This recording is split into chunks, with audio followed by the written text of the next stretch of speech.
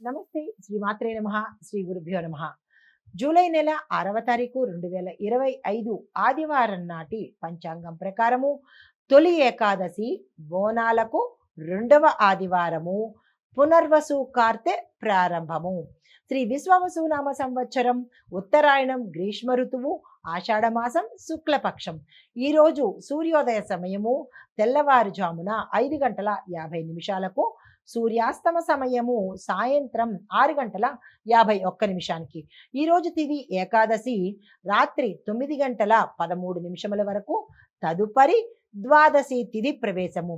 నక్షత్రం విశాఖ రాత్రి 10:33 వరకు, తదుపరి అనురాధ నక్షత్ర ప్రవేశము. ఈరోజు వర్జ్యం తెల్లవారుజామున 3:06 నుండి తెల్లవారుజామున 4:52 వరకు. దుర్ముహూర్త సమయం సాయంత్రం 5:06 నుంచి సాయంత్రం 5:58 వరకు. రాహుకాల సమయం సాయంత్రం 5:13 నుంచి సాయంత్రం 6:51 వరకు.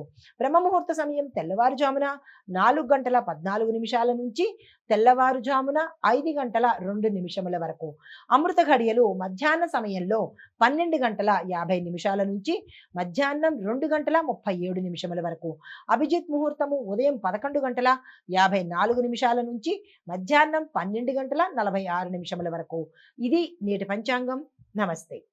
తదుపరి రాశి కర్కాటక రాశి. ఈ రాశి వారి యొక్క గ్రహస్థితి చంద్రుడు కుంభంలో 8వ స్థానంలో సంచారం చేస్తున్నాడు. మంగళుడు లగ్నంలో సంచారం చేస్తున్నాడు. ఈ సంచార ఫలితాలు ఆరోగ్యపరంగా శ్రద్ధ పెట్టవలసిన సమయము. కుటుంబంలో సంబంధాల మధ్య అంటే కుటుంబీకుల మధ్య ఒత్తిడి ఆందోళనలు కలిగే అవకాశం కనబడుతోంది.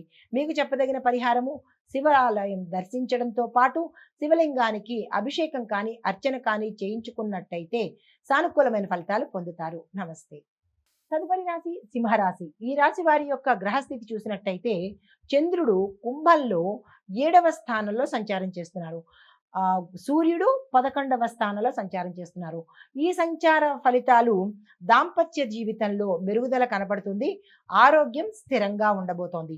అయితే పరిహారంగా ఆదిత్య హృదయాన్ని పఠించడము వినడము చేయడంతో పాటు ఎర్రని పండును దానంగా ఇచ్చే ప్రయత్నం చేసుకోండి. సానుకూలమైన ఫలితాలు పొందుతారు. నమస్తే. తదుపరి రాశి కన్యా రాశి. ఈ రాశి వారి యొక్క గ్రహస్థితి చంద్రుడు కుంభంలో 6వ స్థానంలో సంచారం చేస్తున్నాడు. బుధుడు 10వ స్థానంలో సంచారం చేస్తున్నాడు.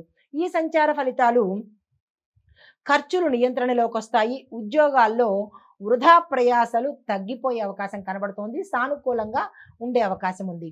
అయితే మీకు చెప్పదగిన పరిహారము విష్ణు పూజను తులసి దళాలతో చేసినట్టయితే కనుక విశేషమైన ఫలితాలు పొందే అవకాశం కనబడుతోంది. నమస్తే.